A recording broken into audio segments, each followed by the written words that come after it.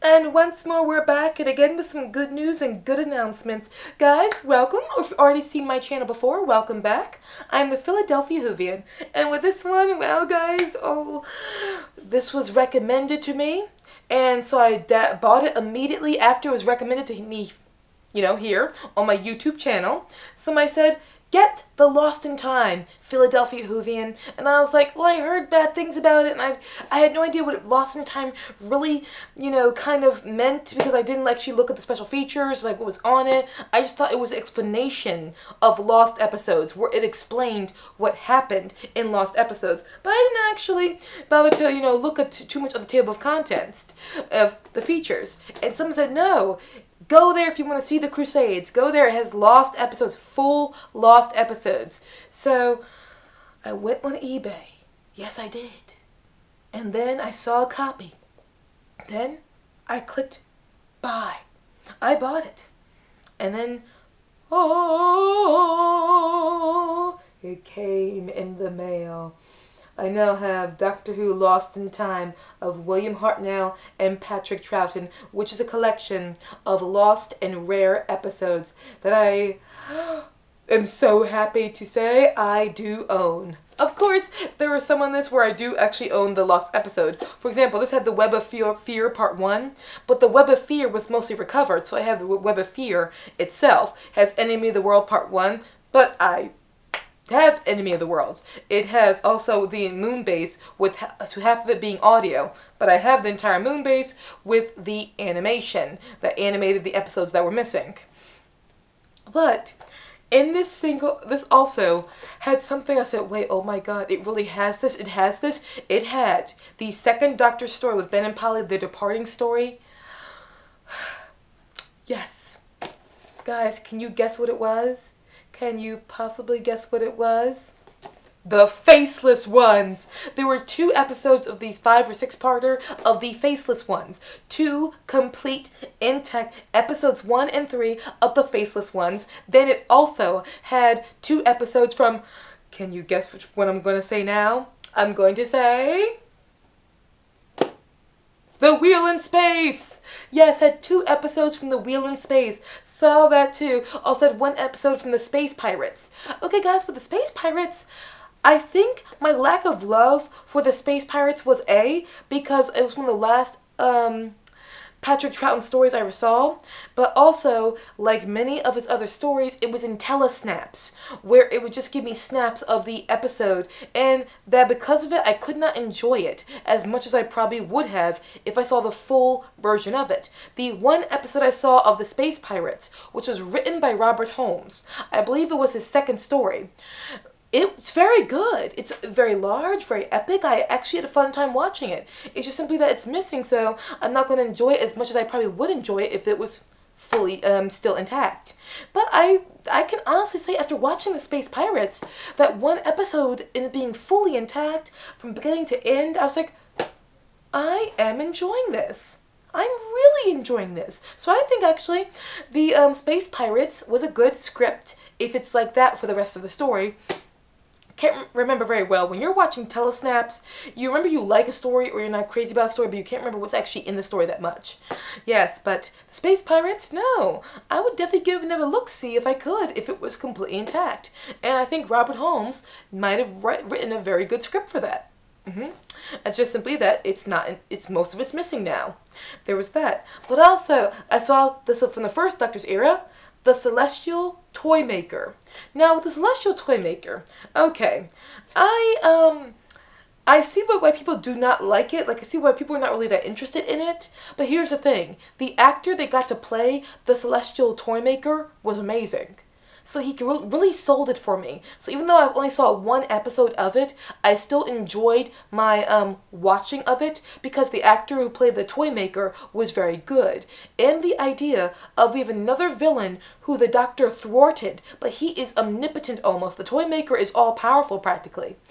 And therefore he could come back and be a dominant force, a constant threat or an imposition to the Doctor if the writers of Doctor Who ever wanted him to be. So, that's just my theory, my thought. But I think he could. It's like the Time Meddler. He can be brought back. The Time Meddler and the Celestial Toymaker could be brought back But, again, that could be my particular taste. Then we had, oh my god, guys, oh my god. We have 3 episodes intact from the first Doctor story, The Daleks' Master Plan. Whoa!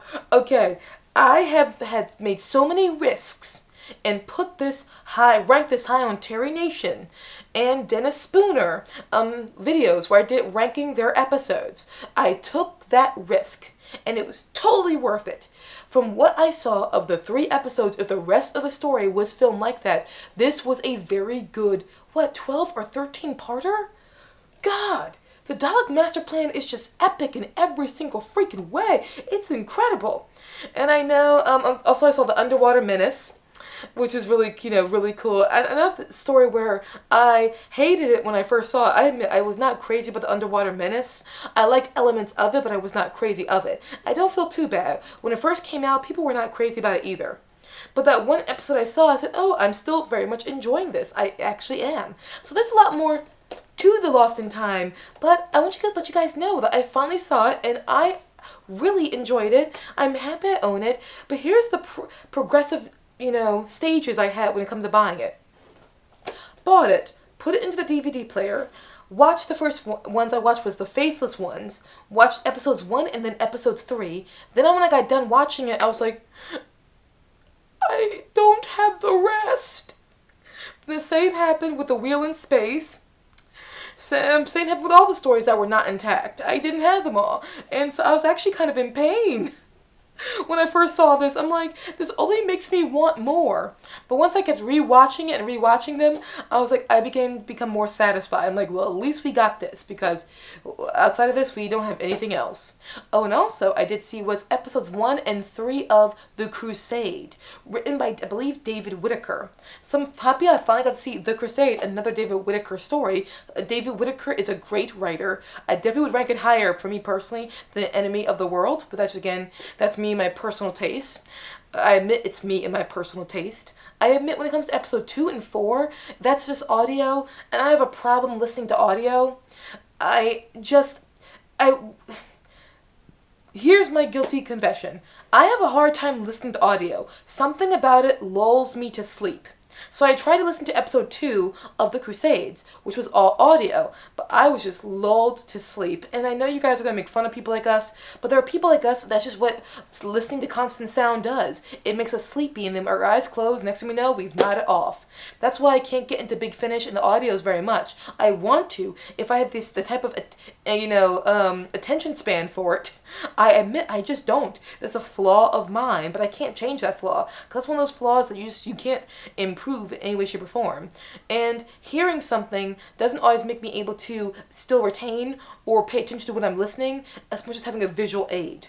I admit that. But also, when I put The Crusade in, the first thing I premiered, because I played all of them, was there was an introduction.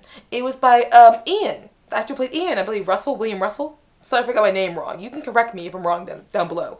But William Russell, and he did the introduction to all these stories, to every single episode, and the simplicity of it, the happiness he had of introducing the episodes, just showed you the beauty, the magic of those older stories and how simple, what they meant to the actors. It wasn't this political thing. It wasn't this thing where it was all this drama in the background when it came to what the actors were feeling for their, what they were doing. It was just simple stories. That's all it was. It was stories. We're all stories in the end. Just make it a good one. And without all that political drama, all of the annoying kind of ribbons and strings attached to what is happening with Doctor Who now. I mean, I know that people say we're making progress now, but all this drama is not as fun for me as seeing William Russell, or whatever the actor's name is who plays, Ian. I could be totally wrong. I'm bad with names. I want to believe it's William Russell, but again, I could be bad with names. Just to see the simplicity of him telling a story and just be happy to introduce the story that he performed in. I like that. I just do. So guys, thank you so very much for watching. Do you own Lost in Time, the collection of rare... the collection of lost episodes. If you have not seen this, I would recommend seeing it. It's actually totally worth the purchase. It's just nice to have these stories, especially since they were really good. So thank you guys so much for watching. I'll see you again very soon. Very, very soon. I hope so. Bye, guys.